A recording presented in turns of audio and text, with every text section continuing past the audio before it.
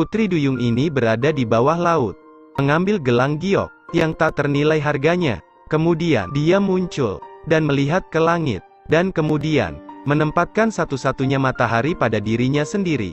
Tepat ketika dia mengagumi gelang itu, gelombang besar pecah di dasar laut.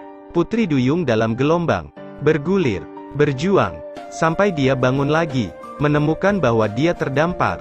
Dia datang ke dunia manusia untuk pertama kalinya. Penasaran melihat segala sesuatu di sekitar. Tiba-tiba, dia merasa ada yang aneh.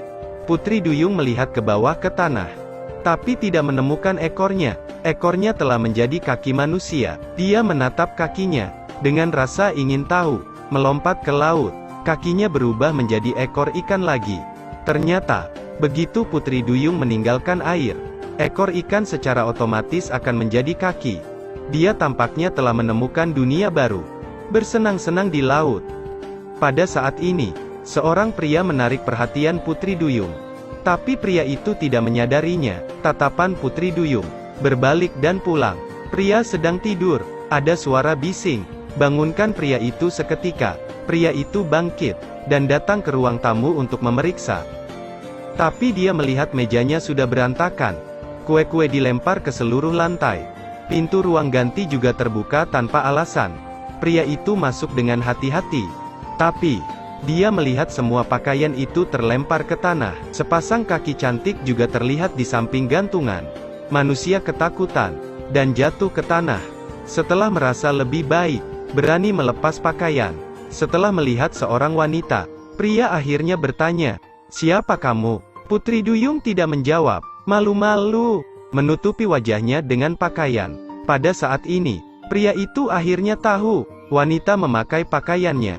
Pria marah, minta dia untuk menanggalkan pakaian. Putri Duyung ketakutan, dan mengaktifkan mode pertempuran. Pria melangkah, untuk mendapatkan kembali pakaiannya, tapi ditendang keluar oleh Putri Duyung. Jatuh dengan keras ke tanah. Sekarang, pria itu bahkan lebih marah. Saya ingin memberi Putri Duyung pelajaran.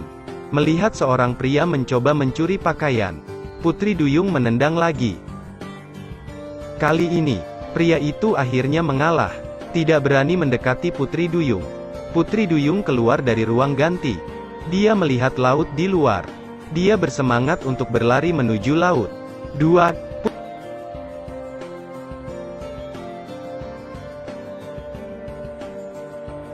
Putri Duyung baru saja pingsan. Pria itu mengambil kesempatan untuk mengikat Putri Duyung, kemudian mengambil gambar untuk meninggalkan bukti. Menelepon polisi. Lihat Putri Duyung menggenggam sesuatu di tangannya. Pria itu membuka jarinya dengan keras. Ini hanyalah ceri. Pria itu jatuh ke tanah sambil tersenyum. Segera Putri Duyung itu dibawa pergi oleh polisi. Pria berbaring di sofa. Lihatlah gambar-gambar yang dia ambil. Tiba-tiba, matanya tertarik pada gelang di tangan Putri Duyung itu. Segera kirimkan foto tersebut ke teman yang mengetahuinya. Biarkan dia membantu mengidentifikasi. Dan di sisi lainnya, Putri Duyung di dalam mobil polisi. Penasaran melihat sekeliling. Ini adalah pertama kalinya dia memasuki dunia manusia. Dia murni. Segala sesuatu di luar penuh dengan rasa ingin tahu. Segera dia dibawa ke kantor polisi. Polisi secara rutin menanyainya. Tapi Putri Duyung itu diam. Sebagai gantinya, mainkan permainan kertas. Polisi marah, berteriak pada Putri Duyung. Putri Duyung yang ketakutan, hanya meninju polisi, membuat polisi jatuh. Dia mengambil pistol di tanah, ditodongkan ke polisi. Polisi ketakutan dan berjongkok di tanah. Tapi Putri Duyung menganggap permainan itu membosankan. Mulai bermain dengan kertas lagi. Pada saat ini, pria berkencan dengan wanita cantik. Teman menempatkan hasil tes. Dikirim ke teleponnya. Gelang itu bernilai lebih dari $1 miliar. Pria terkejut. Segera meninggalkan wanita cantik. Pergi keluar pintu. Dia pergi ke kantor polisi. Untuk menyelamatkan Putri Duyung, pria berjalan ke stasiun sendirian. Dia ingin menyelamatkan wanita di penjara hanya karena gelang itu. Mengenakan gelang senilai 6 miliar. Ia berbohong bahwa Putri Duyung adalah istrinya. 100 karena konflik. Sebuah argumen. Itulah yang terjadi. Tapi polisi tidak percaya padanya. Pria menatap. Perhatikan baik-baik polisi di depannya. Lihat polisi memenuhi syarat untuk hipnotis. Keluarkan saja pemantiknya. Polisi berhasil dihipnotis. Berfantasi. Putri Duyung dan pria Merisin. Putri Duyung segera dibebaskan. Pria membawa Putri Duyung, meminta maaf atas apa yang terjadi. Tanpa diduga Putri Duyung tidak tahu dunia sama sekali. Tidak menjabat tangannya. Pria melihat, ingin melihat lagi, ingin memegang gelang di tangan Putri Duyung. Putri Duyung ketakutan. Modus pertempuran langsung. Pria itu tidak bisa menahan diri untuk tidak marah. Karena dia baru saja ditendang oleh Putri Duyung di pagi hari. Saya sudah merasakan kekuatan Putri Duyung. Pria hanya bisa pasrah. Siap antar Putri Duyung beli baju dulu.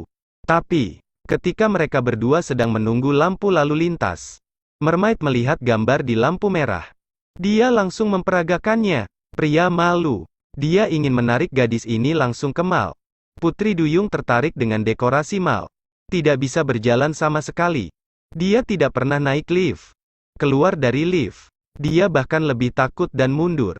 Manusia tidak sabar. Segera memeluk Putri Duyung. Di bawah tatapan orang banyak, pergi ke toko pakaian wanita di lantai 2. Lihat kakinya yang terluka. Pria itu memutuskan untuk mengajaknya membeli sepasang sepatu terlebih dahulu. Putri Duyung tidak tahu apa itu sepatu.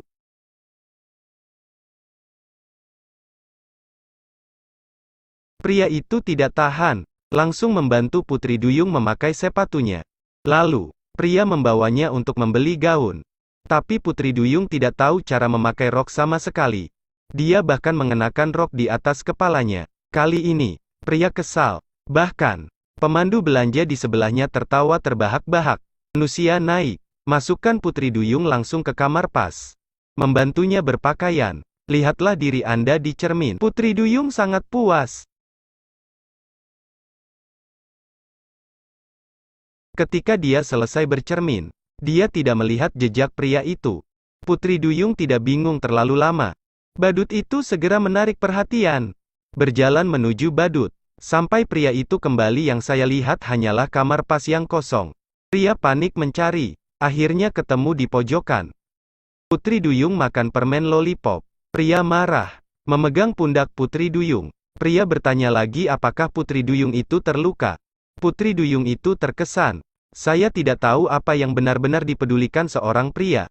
Apakah gelangnya? Kemudian, pria itu membawa Putri Duyung ke restoran untuk makan malam. Putri Duyung tidak menggunakan peralatan makan. Makan dengan tangan. Pria itu menutupi wajahnya dengan jari-jarinya karena malu. Ini terlalu memalukan. Pria ini ingin mendapatkan Putri Duyung untuk gelang seharga 6 miliar. Untuk mengendurkan kewaspadaan, pria itu memutuskan untuk mengajaknya makan kue. Putri Duyung tidak bisa menggunakan peralatan makan. Makan langsung dengan tangan. Duyung makan 8 piring pasta berturut-turut dan beberapa kue sebelum berhenti. Manusia melihat waktu yang tepat. Ambil korek api di atas meja. Mulailah menghipnotis Putri Duyung. Operasi pertama. Manusia berhasil. Bertujuan untuk mencapai. Pria itu membawa Putri Duyung langsung ke tempat yang ramai.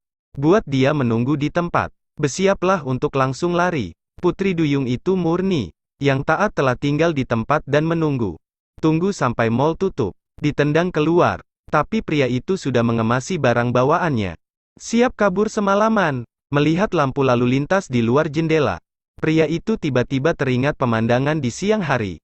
Wanita yang begitu polos. Sangat menipu. Dia sedikit khawatir. Memutuskan untuk pergi ke mall. Apakah dia masih menunggu? Dia datang ke mall. Tapi pria melihat Duyung jongkok di tengah hujan. Putri Duyung masih menunggu pria. Pria itu akhirnya mengalah. Bawa Putri Duyung kembali ke hotel. Putri Duyung pertama kali tiba di hotel. Penasaran tentang segala sesuatu tentang hotel. Duyung penasaran untuk memainkan kartu kamar. Dia pikir permainannya menyenangkan. Jadi tetap pasang dan cabut kartu kamar. Gelap untuk sementara waktu. Pria itu tidak tahan lagi. Langsung mencuri kartu kamar dari Putri Duyung. Setelah mandi, pria duduk di sofa melihat komputer. Putri Duyung sangat penasaran. Seseorang mengambil komputer dari tangan pria itu. Bergetar gila. Dia ingin membuat orang-orang terkunci dari dalam keluar. Manusia tidak tahan. Letakkan komputer. Bergegas tidur. Tapi Putri Duyung sangat penasaran. Mulai belajar komputer. Tonton episode di dalamnya. Putri Duyung menangis sebentar, tertawa sebentar, tetap berkicau. Kemudian mulai belajar Bruce Lee. Menggelengkan kepala seperti orang gila. Plotnya begitu mengasyikkan. Putri Duyung terjaga sepanjang malam. Keesokan paginya, pria mendapat telepon dari pasangannya. Kakak tertua gangster yang ditipu olehnya telah mengunci posisinya. Sekarang, mereka mengirim orang untuk memburunya. Persiapkan dia lebih awal. Ternyata pria itu bernama Xiao Jin. Jenius penipu, yang mengandalkan hipnosis satu tangan. Tak terkalahkan. Tanpa diduga kali ini ditemukan. Pria mendapatkan berita. Diretas siap untuk menjatuhkan Putri Duyung.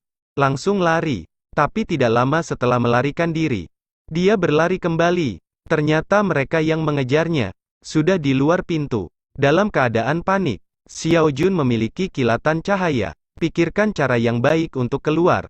Segera sekelompok gangster masuk. Saya ingin memberi pelajaran pada Xiao Jun. Ken berbalik. Semua orang ketakutan. Ada bom di atas meja. Sekelompok orang dengan cepat turun. Tunggu sampai angkanya menjadi 0. Saat itulah mereka tahu ambil kesempatan ini. Xiao Jun telah melarikan diri dengan Putri Duyung. Namun tak lama kemudian komplotan itu mengejar. Melihat bahwa Xiao Jun akan dipaksa keluar cari Putri Duyung. Buang dia. Xiao Jun memanfaatkan kesempatan itu untuk mencari sepeda. Keduanya seperti ini. Buka jalan untuk melarikan diri dengan sepeda. Putri Duyung sangat bersemangat. Sama sekali tidak sadar. Aku berlari untuk hidupku. Melihat pihak lain mengejar.